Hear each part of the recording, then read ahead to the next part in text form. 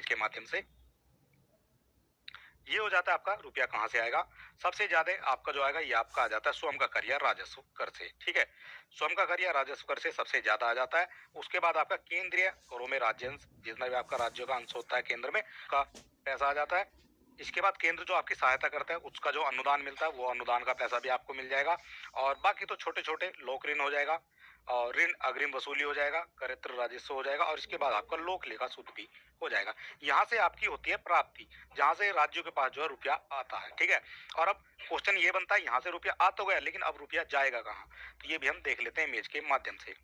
ये हम देखेंगे रुपया जो है हमारा कहाँ कहाँ खर्च होगा, राज्य कहाँ कहाँ उस पैसे को खर्च करता है।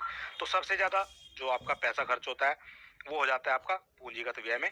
यहाँ आप देख सकते हैं ये आपका पूंजीगत आपका परिव्यय हो जाता है। इसके बाद जो अन्य राजस्व भी हो जाते हैं, ब्याज में भी देना पड़ता है, पेंशन के रूप में भी आपको जो है कुछ पैसा देना पड़ता है, सहायता जो स्कीम चलती है, जो आपकी योजनाएं होती हैं उसको सहायता देनी होती है। ठीक है, इसके बाद आपका सब्सिडी भी, जहाँ से भी जितनी भी आपकी सब्सिडी दी जाती है वो सब जो है ये खर्च के रूप में आपको दिखाई जाती है।